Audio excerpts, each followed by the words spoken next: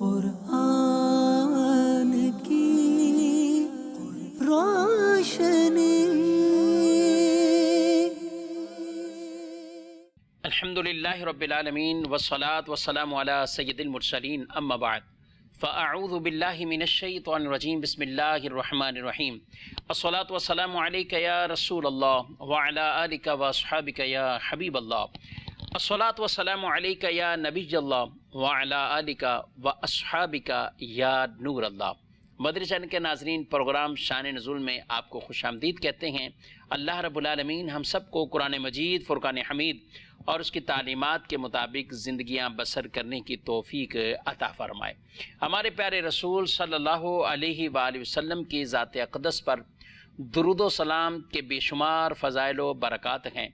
بالخصوص ماہ مبارک ربیع الاول شریف کے مہینے میں اس کے ہر دن میں، ہر رات میں کثرت سے درود کو اپنا معمول ہمیں بنانا چاہیے، اور جتنی کثرت سے درود پڑھیں گے اتنی برکات بھی پائیں گے۔ رسول مکرم صلی اللہ علیہ وآلہ وسلم کا فرمان معظم علی شان، جمعہ کے دن جو مجھ پر 100 بار درود بھیجے اللہ اس کی 100 حاجتیں پوری فرماتا ہے، اور اس میں سے 30 حاجتیں دنیا کی اور 70 حاجتیں آخرت کی پوری فرمائے گا۔ اللہ رب العالمین مجھے آپ کو اس پر عمل کی توفیق عطا فرمائے۔ جمعہ کے دن بھی کثرت سے پڑھیں، جمعرات کو بھی، شب جمعہ کو بھی اور روز جمعہ کو بھی کثرت سے درود، اور بالخصوص ربیع الاول شریف کے دنوں میں کچھ نہ کچھ تعداد زیادہ اضافے کے ساتھ درود پڑھنے کی عادت بنائیں، اور ربیع الاول کی برکتوں سے اللہ سے یہ دعا مانگتے رہیں کہ استقامت ملے تو پورا سال کثرت سے درود و سلام پڑھتے رہیں۔ صلو علی الحبیب صلی اللہ تعالی علی محمد صلی اللہ علیہ وآلہ وسلم، صلاۃ و سلام علیک یا سیدی یا رسول اللہ۔ ناظرین، ان دنوں میں بطور خاص سرکار مدینہ صلی اللہ علیہ وآلہ وسلم کے جشن میلاد شریف کے سلسلے میں الحمدللہ عشاقان رسول ان ایام میں بطور خاص حضور علیہ السلام کا ذکر خیر کر سن کر، نعتیں سن کر، آپ کی سیرت مبارکہ پڑھ کر، آپ کے معجزات اور پیاری پیاری احادیث طیبہ سن کر پڑھ کر اسے الحمدللہ مزید محبت رسول میں اضافہ ہوتا ہے۔ آج ہم اس اپنے پروگرام میں ایک عقیدے کے حوالے سے بطور خاص قرآن پاک میں اللہ نے کیا حکم ارشاد فرمایا ہے۔ بعض اوقات قرآن پاک کی 2 آیتیں جس میں ایک کے اندر کسی چیز کو ثابت کیا ہوا ہے اور دوسری آیت کے اندر کسی چیز کی ممانعت ہے، دونوں اپنے اپنے محل کے اعتبار سے، اپنی اپنی تفسیر کے اعتبار سے، تشریح کے اعتبار سے اپنی جگہ بالکل برحق۔ اب اگر کسی کو عقیدہ بنانا ہے تو وہ عقیدہ ایسا نہیں ہوگا کہ ایک آیت کے کچھ ٹکڑے کو، کچھ حصے کو لے کر عقیدہ بنا لیا جائے اور بقیہ سارے کے سارے کلام کو چھوڑ دیا جائے، ایسا نہیں ہوگا۔ ورنہ تو بہت سی جگہوں پر کئی چیزوں میں بظاہر تضاد ہمیں نظر آ جائے گا، وہ قرآن کی آیات بھی ہوں یا احادیث طیبہ کی طرف ہم آئیں۔ تو اس لیے صرف ایک چیز کو پڑھ کر اپنا نظریہ، سوچ، عقیدہ بنا لینا اور دوسری چیز کو بالکل ہی ترک کر دینا، چھوڑ دینا، یہ درست نہیں ہے۔ اب کوئی قرآن پاک سے یہ پڑھے یا ایھا الذین آمنوا لا تقربوا الصلاۃ، اے ایمان والو نماز کے قریب نہ جاؤ، قرآن میں ہے نماز کے قریب نہ جاؤ، تو بس میں نے تو قرآن میں پڑھ لیا۔ ارے قرآن نے جو یہ بیان کیا ہے کہ نماز کے قریب نہ جاؤ، کب نہ جاؤ؟ جب تم نشے کی حالت میں ہو، اور یہ آیت اس وقت نازل ہوئی کہ جب ابھی باقاعدہ شراب کی حرمت کو نہیں بیان کیا گیا، ابتداً کچھ اس کی مذمت کو یا نشے کی حالت میں نماز پڑھنے کی ممانعت کو یہ نازل ہوا کہ اب نشہ ہے تو نماز نہ پڑھو۔ اب کوئی آدمی اس کا پورا یہ پس منظر چھوڑ کر، اس آیت کا پورا یہ حصہ چھوڑ کر پہلا ٹکڑا لے لے تو اس کو کوئی بھی عقل مند نہیں کہے گا، اور وہ بالکل اللہ کے احکام کے ساتھ گویا کہ ٹھٹھا کرنے والا ہے کہ وہ اتنا سا کلام لے رہا ہے اور پوری بات وہ اس میں نقل نہیں کر رہا۔ تو یہ بات مثال کے طور پر سمجھانے کے لیے عرض کی ہے۔ اسی لیے ہمیں یہ حکم ہے کہ تمام چیزیں اپنے اپنے محمل اور اپنے محل کے اعتبار سے اس کی جو تشریح تفسیر ہے اسی طرح ان کو بیان کیا جائے۔ انہی میں ایک موضوع چھڑتا ہے اور وہ ہے شفاعت کا موضوع۔ قرآن کی بعض ایسی آیتیں جن میں شفاعت کا انکار کیا گیا ہے، یعنی منع کیا گیا فرق شفاعت اس دن کوئی شفاعت نہیں ہوگی، یہ بالکل کہا گیا۔ اب وہی اگر آیت کوئی سامنے رکھے اور پھر اس کے بعد مطلقاً اسی چیز کا وہ بیان کر دے کہ بے شفاعت ہے ہی نہیں، اور یہ شفاعت یہاں پہ بیان کی گئی کہ شفاعت نہیں ہوگی، یہ نہ بیان کرے کہ یہاں جو شفاعت نہ ہونے کا بیان ہوا ہے کافروں کے لیے یا بتوں کو جو شفیع مانتے تھے، یا کوئی درخت کی پوجا کرنے لگا تو اس کے لیے مانتا کہ یہ مجھے بچائیں گے، کوئی پتھروں کی پوجا کر رہا ہے تو وہ سمجھتا ہے کہ یہ مجھے بچائیں گے، تو وہاں اس پس منظر میں بیان کر دیا گیا کہ شفاعت نہیں ہے، یعنی ان کی شفاعت کوئی کسی کے حق میں قبول نہیں ہوگی۔ اب اس کو لیا اور ساروں کے اوپر چسپاں کر دیا، تو یہ عقیدہ درست نہیں ہے، بلکہ ہمیں ہر آیت کو اپنے اپنے محمل اور اپنی اپنی جگہ پر دیکھنا ہوگا کہ کس کے لیے شفاعت ہے، کس کے لیے نہیں ہے۔ اگر کوئی اس ایک آیت کو بنیاد بنا کر سب کے لیے شفاعت منع کرتا ہے تو وہ بقیہ تمام آیتوں کا انکار کرنا لازم آئے گا۔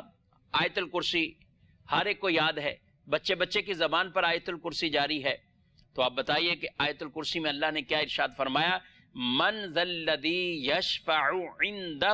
الا باذنہ، کون ہے جو شفاعت کرے اللہ کے نزدیک، کون ہے ایسا مگر جسے اس کا اذن ہے۔ آیت الکرسی کے یہ کلمات من ذا الذی یشفع عندہ الا باذنہ، کون ہے وہ جو اللہ کے نزدیک شفاعت کرے گا مگر الا باذن، جسے اللہ کی طرف سے اذن ہے، اللہ کی طرف سے اجازت ہے۔ تو اس آیت سے واضح طور پر یہ معلوم ہوا کہ مطلقاً یعنی کسی کی بھی شفاعت نہیں ہے، یہ کہنا درست نہیں ہے، یہ عقیدہ قرآن کے بھی خلاف ہے، اور یہ عقیدہ احادیث طیبہ، احادیث صحیحہ متواترہ ان کے بھی خلاف ہے۔ بلکہ علماء نے لکھا اپنی کتابوں میں کہ اگر کوئی مطلقاً شفاعت کا انکار کرتا ہے کہ کسی کو بھی شفاعت نہیں، تو یہ کفر ہے، کیونکہ شفاعت یہ قرآن پاک کے آیات سے بھی ثابت ہے، اور شفاعت یعنی جن کے لیے اللہ کا اذن ہے، اور اللہ کا اذن کن کن لوگوں کے لیے ہے جنہیں اللہ کی طرف سے اذن ہوگا اور وہ شفاعت کریں گے، یہ باقاعدہ قرآن سے بھی، احادیث طیبہ سے بھی، اور پھر انبیاء، علماء، شہداء، حفاظ، اور آگے ایک لمبی فہرست ہے کہ جو شفاعت کریں گے مگر جب ان کو اذن ہوگا۔ آپ نے بہت روایت یہ سنی کہ رمضان اور قرآن یہ بھی شفاعت کریں گے، تو رمضان شریف کا مہینہ وہ بھی شفاعت کرے، قرآن پاک یہ بھی شفاعت کریں، تو یہ بھی تو شفاعت ہی ہے، یعنی یہ اعمال قرآن کا پڑھنا یہ شفاعت کرے گا، رمضان کا روزے رکھنا یہ شفاعت کرے گا، تو اس کا مطلب شفاعت ہے، مطلقاً شفاعت کو ہم انکار نہیں کر سکتے۔ تو لہذا قرآن کی اگر وہ آیتیں کوئی پڑھے کہ جس میں شفاعت کے لیے کہا گیا کہ شفاعت قبول نہیں کی جائے گی، اس کی تشریح اور توضیح یہ ہے کہ کفار کے لیے شفاعت نہیں ہوگی، ہر چیز کو اپنے محل پر رکھتے ہوئے دیکھیں گے تو قرآن کی کسی آیت کو دوسری آیت سے ٹکراؤ بھی نہیں ہوگا، نہ حدیث سے کسی طرح کا ٹکراؤ ہوگا۔ تو لہذا یہ طریقہ ٹھیک نہیں ہے کہ کچھ حصے کو لیں اور اسی کو عقیدہ بنائیں، بقیہ سب کو چھوڑ دیں، یہ انداز ٹھیک نہیں ہے۔ ہمیں قرآن پاک کو جمیع اعتبار سے دیکھنا ہے، اور قرآن پاک کو جمیع اعتبار سے ہی ہم اگر سمجھنے میں کامیاب ہوئے، علماء حق کی تفاسیر پڑھتے ہوئے اگر ہم اس کو سمجھنے میں کامیاب ہوئے تو ہی یہ ہمارے لیے بہت اچھا اور ہدایت کا باقاعدہ سامان بنے گا۔ لیکن ایسا ہوا کہ اس کی تشریح، تفسیر، حدیث یہ سب کچھ اگر آپ مائنس کر دیں تو پھر بہت سے لوگ ایسے کہ جو گمراہی کی طرف جائیں گے اور بھٹکیں گے اور بھٹک گئے، یضل بہ کثیرا ویہدی بہ کثیرا، کہ اسی کی وجہ سے بہت سے لوگ گمراہ بھی ہوئے اور ہدایت بھی پائیں گے۔ اور وہ گمراہی والے کون سے ہوں گے؟ وہ جو آیتوں کو تو سامنے رکھے، حدیث کا انکار کر دیں، اس کی تشریح توضیح اس اعتبار سے نہ مانیں، تو گمراہی ہے۔ صحابی رسول عرض کرنے لگے، یا رسول اللہ صلی اللہ تعالی علیہ وآلہ وسلم، یہ قرآن پاک میں جو یہ بیان کیا گیا ہے عسیٰ ان یبعثک ربک مقاما محمودا، کہ ان قریب اللہ آپ کو مقام محمود پر مبعوث فرمائے گا۔ یا رسول اللہ صلی اللہ علیہ وسلم یہ کیا ہے مقام محمود؟ تو آپ صلی اللہ علیہ وسلم نے ارشاد فرمایا ہی شفاع، یہ مقام محمود وہ شفاعت ہے۔ یہ جو اللہ مجھے یعنی قیامت کے دن یہ منصب عطا فرمائے گا مقام محمود کا، تو یہ ہے کہ اللہ شفاعت کا منصب عطا فرمائے گا۔ تو عقیدہ بالکل واضح ہے کہ جس کے لیے اللہ کی طرف سے اجازت، اذن، وہ شفاعت بالکل کر سکتے ہیں، اور وہ انبیاء ہیں جنہیں اللہ کی طرف سے اذن، اور ان کو بھی اذن نبی پاک صلی اللہ علیہ وسلم کے توسل سے، کیونکہ سب سے پہلے جو شفاعت ہوگی وہ حضور علیہ الصلوۃ والسلام فرمائیں گے۔ اور ایسی کئی احادیث طیبہ جن میں آپ نے ارشاد فرمایا انا اول شافع یوم القیامہ، کہ میں سب سے پہلے وہ جو شفاعت کروں گا، میں وہ کہ جس کی شفاعت کو قبول کیا جائے گا، یعنی اللہ شفاعت قبول بھی فرمائے گا، وہ حضور علیہ الصلوۃ والسلام۔ پھر آگے دیگر انبیاء کے لیے شفاعت کا باب کھلے گا، پھر آگے ان کی امتوں میں جو لوگ ہیں ان کے لیے شفاعت کا ہوگا، پھر مختلف انداز سے یہ سلسلہ آگے بڑھتا جائے گا۔ جس جس کو اللہ کی طرف سے اذن ہے وہ شفاعت کرے گا، وہ شفاعت کرے گا۔ اللہ ارشاد فرماتا ہے یومئذ لا تنفع الشفاعۃ الا من اذن له الرحمن ورضی له قولا۔ ارشاد فرمایا اس دن کسی کی شفاعت کام نہ دے گی،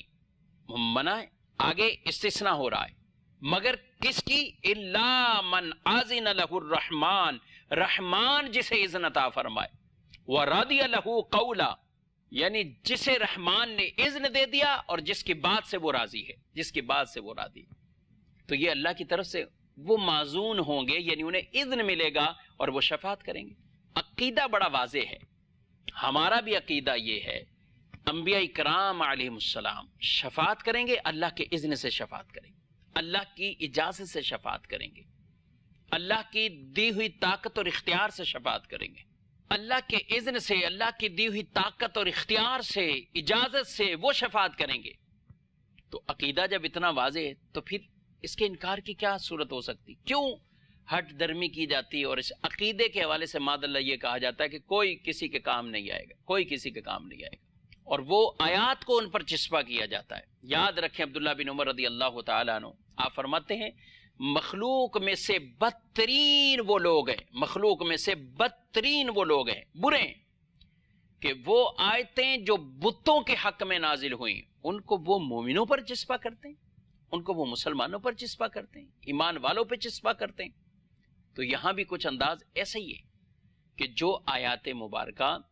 خاص کفار کے لیے کہ انہیں کوئی شفاعت، اور بالکل ایسا ہی ہے، بلکہ حدیث پاک میں بھی یہ بات ارشاد فرمائی گئی ہے کہ میری شفاعت ہر اس امتی کے لیے جو شرک جس نے نہ کیا ہو، یعنی شرک ایسا گناہ ہے، شرک اللہ معاف نہیں کرے گا۔ شرک کا مطلب پھر وہ دائرہ اسلام سے خارج ہو گیا نا، اور شرک ہے کہ اللہ کی ذات میں، اللہ کی صفات میں کسی کو بےعینی اسی طرح سمجھنا جیسے اللہ کے بارے میں، تو یہ پھر شرک کی کیٹیگری میں آتا ہے۔ یہ نہیں ہم اپنی مرضی سے چھوٹی کسی بات کو دیکھ کے تو بولے یہ شرک ہو گیا، یہ شرک ہو گیا، یہ شرک ہو گیا، نہیں، اس کو بھی اسی کیٹیگری میں دیکھا جائے گا کہ اسلام نے اس کی کیا تعریف بیان کی ہے، علماء نے کیا کتابوں میں اس کے بارے میں لکھا ہے۔ تو فرمایا شرک معاف اللہ نہیں کرے گا، شرک کے علاوہ جو چاہے معاف کر دے، شرک کے علاوہ معاف فرما دے گا۔ رسول اللہ صلی اللہ علیہ وآلہ وسلم کے صحابہ ایک مرتبہ بیٹھے ہوئے، آپ صلی اللہ علیہ وسلم تشریف لائے، آپ نے ان کی گفتگو کو سنا، ان میں سے کوئی تعجب کرتے ہوئے کہہ رہے ہیں کہ تعجب کی بات ہے، ابراہیم علیہ السلام کو اللہ نے اپنا خلیل بنایا، یعنی وہ خلیل اللہ ہے۔ دوسرے کہتے ہیں تعجب کی بات ہے کہ موسیٰ علیہ السلام سے اللہ نے کلام کیا، کلیم اللہ بنے۔ عیسیٰ علیہ السلام جنہیں روح اللہ، کلمت اللہ کہا گیا۔ آدم علیہ السلام جنہیں چن لیا گیا، صفیح اللہ کا لقب دیا گیا۔ یہ باتیں کر رہے ہیں، کتنا خوبصورت وہ منظر ہوگا جب صحابہ بیٹھے ہوئے ہوں اور وہ انبیاء کا تذکرہ کر رہے ہوں، اور آمنہ کے لال ہمارے پیارے نبی سید المرسلین، خاتم النبیین، شفیع المذنبین، جناب رحمت للعالمین صلی اللہ علیہ وآلہ وسلم تشریف لائیں، اور آپ تشریف لائے تو پھر ارشاد فرمایا سمعت کلامکم وعجبکم، میں نے تمہاری گفتگو کو سنا ہے، میں نے تمہارے کلام کو سنا ہے، تمہاری گفتگو کو بھی سنا ہے۔ تم میں سے کوئی شخص یہ کہہ رہا ہے کہ ابراہیم علیہ السلام خلیل اللہ ہیں، ایسا ہی ہے، موسیٰ علیہ السلام کلیم اللہ ہیں، ایسا ہی ہے، عیسیٰ علیہ السلام روح اللہ ہیں، ایسا ہی ہے، عیسیٰ علیہ السلام کلمت اللہ روح اللہ، ایسا ہی ہے۔ لیکن ارشاد فرمایا الا، میرے صحابہ سنو، انا حبیب اللہ، میں اللہ کا حبیب ہوں، میں اللہ کا حبیب ہوں، محبوب ہوں، ولا فخر، میں فخر نہیں کرتا۔ اور پھر ارشاد فرمایا انا حامل لواء الحمد یوم القیامہ، لواء حمد حضور اسلام فرماتے میں اٹھانے والا ہوں قیامت کے دن، اور اسی لواء حمد کے نیچے دیگر انبیاء بھی ہوں گے۔ ولا فخر، میں فخر نہیں کرتا۔ انا اول شافع یوم القیامہ، میں سب سے پہلے شفاعت کروں گا قیامت کے دن، اور میری شفاعت کو قبول کیا جائے گا۔ ولا فخر، میں فخر نہیں کرتا۔ ارشاد فرمایا میں ہی وہ ہوں کہ جو سب سے پہلے جنت کا دروازہ کھٹکھٹاؤں گا، اور میں ہی سب سے پہلے داخل ہوں گا۔ ولا فخر، میں فخر نہیں کرتا، اور میں ہی اولین اور آخرین میں سے سب سے زیادہ مکرم میں ہی ہوں۔ ولا فخر، میں فخر نہیں کرتا۔ سبحان اللہ۔ یعنی سید عالم صلی اللہ علیہ وآلہ وسلم نے اس روایت کے اندر اپنی شان کو بھی بیان کیا، انبیاء کی شانیں بیان ہو رہی ان کو برقرار رکھا، اور پھر یہ بھی ارشاد فرمایا کہ اللہ نے مجھے یہ شانیں عطا فرمائی ہیں، اور اس میں آپ صلی اللہ علیہ وآلہ وسلم نے اپنی شان رسالت اور آپ کا شفاعت فرمانا، آپ کا سب سے پہلے جنت میں داخل ہونا، یہ تمام چیزوں کو بیان کیا، اور فرمایا اولین اور آخرین سے تمام سے اللہ نے مجھے مکرم بنایا ہے، میں فخر نہیں کرتا۔ اس لیے تو ہم کہتے ہیں سب سے اولا ہو اعلیٰ ہمارا نبی، سب سے بالا ہو اعلیٰ ہمارا نبی، خلق سے اولیاء، اولیاء سے رسول، اور رسولوں سے اعلیٰ ہمارا نبی۔ ہمارے نبی صلی اللہ علیہ وسلم سارے نبیوں سے افضل، سارے نبیوں سے اعلیٰ، سارے نبیوں سے مکرم، سارے نبیوں سے مرتبے والے، اور آپ صلی اللہ علیہ وسلم سب سے پہلے شفاعت بھی کریں گے، اور پھر آگے دوسروں کے لیے یہ شفاعت کا اذن ہوگا۔ اور ایک اور روایت میں رسول اللہ صلی اللہ علیہ وآلہ وسلم نے ارشاد فرمایا سارے نبیوں کو ایک دعا ایسی ملتی جو مستجاب ہی مستجاب ہے۔ فرمایا میں نے وہ دعا آخرت کے لیے رکھی ہے، میں نے وہ دعا آخرت کے لیے رکھی۔ سبحان اللہ۔ نبی تو دعا کریں، ہمارے پیارے نبی صلی اللہ تعالیٰ علیہ وآلہ وسلم جن کو اللہ نے سارے خزانوں کی کنجیاں چابیاں ان کے ہاتھوں میں رکھ دی ہیں، آپ دعا فرمائیں۔ آپ وہ ہیں کہ اشارہ کریں تو چاند کے ٹکڑے ہو جائیں، آپ وہ جو اشارہ کریں اور رب سے دعا مانگے تو سورج ڈوبا ہوا بھی پلٹ کر آ جائے۔ آپ کہیں اس درخت کو میرا پیغام جا کر سنا دو تو وہ درخت اپنی جڑیں اکھیڑتا ہوا حضور کے قدموں میں آ جائے۔ آپ صلی اللہ علیہ وسلم اگر اشارہ کریں تو پتھر بھی، کنکریاں بھی کلمہ پڑھیں۔ آپ صلی اللہ تعالی علیہ وسلم کو اللہ نے یہ عطا فرمایا، اور ہمارا یہ ایمان عقیدہ ہر دعا مستجاب، لیکن کچھ ایسی خصوصیات بھی ہوتی۔ فرمایا ہر نبی کو یہ ملی، اور مجھے بھی وہ دعا ملی، میں نے وہ دعا آخرت کے لیے رکھی، وہ دعا میں نے آخرت کے لیے رکھی۔ اور ایک روایت میں یہ بھی ارشاد فرمایا رسول اللہ صلی اللہ علیہ وسلم نے، سنن ابن ماجہ کی روایت ہے، فرماتے ہیں کہ مجھے شفاعت اور اس کے درمیان اختیار اللہ نے دیا کہ آپ کی آدھی امت کو جنت میں داخل کر دیتے، اور شفاعت کو آپ کو اختیار ہے، شفاعت لیں گے یا آدھی امت۔ امت میرے بھائیو، کتنے 100 سال گزر گئے، 15ویں صدی چل رہی، اور قیامت جس کے سن کے بارے میں کسی کو علم نہیں کہ کتنے سال مزید باقی ہیں، کتنی صدیاں باقی ہیں، اس کی روایات میں نشانیاں، علامتیں بیان کی گئی ہیں کہ یہ قیامت کی علامات ہیں، علامات ہیں، علامات ہیں۔ پھر قیامت واقع ہوگی، اور ایک مسلمان کا یہ عقیدہ آخرت، یہ مضبوط ہونا، عقیدہ آخرت یعنی مرنے کے بعد اٹھنا، اس پر اس کا ایمان اور اس کو برحق جاننا لازمی ہے۔ تو قیامت تو آنی ہے اور لازمی آئے گی۔ اب رسول اللہ صلی اللہ علیہ وسلم کے کتنے امتی اس وقت تک آئیں گے؟ حضور صلی اللہ علیہ وسلم فرماتے ہیں کہ مجھے شفاعت اور میرے آدھی امت کے مابین مجھے اختیار دیا گیا کہ یا شفاعت لے لیں یا آدھی امت کو بخشوا لیں، تو کہا میں نے شفاعت کو لے لیا، میں نے شفاعت کو لے لیا، کیونکہ شفاعت یہ عام ہے، یعنی زیادہ عام ہے۔ اب حضور شفاعت فرمائیں گے تو پھر آدھی امت کیا، کتنی امت کے لیے شفاعت فرمائے؟ یہ آپ صلی اللہ علیہ وسلم کی شفاعت وہ کتنوں کے لیے ہو جائے؟ فرمایا یہ عام ہے، اس لیے میں نے اس کو اختیار فرما لیا۔ تو آج کے اس ٹاپک میں، اس موضوع میں بس یہی چیزیں کچھ عرض کرنی تھی کہ عقیدہ شفاعت کو بھی رکھنا، اور ساتھ ساتھ وہ دوسری آیات مبارکہ جن کے مفاہیم کو سمجھنا کہ وہاں جن میں منع کیا گیا وہاں مراد کافر اور اس طرح کی چیزیں، مومنوں کے لیے وہ نہیں ہے۔ وہ ایک آیت نہیں، اس کے علاوہ اور بھی آیتیں قرآن میں موجود ہیں۔ ایک اور آیت مبارکہ سورۃ الانبیاء میں اللہ ارشاد فرماتا ہے وَلَا يَشْفَعُونَ إِلَّا لِمَنِ ارْتَضَىٰ، ارشاد فرمایا اور شفاعت نہیں کرتے مگر اس کے لیے جسے وہ پسند فرمائے،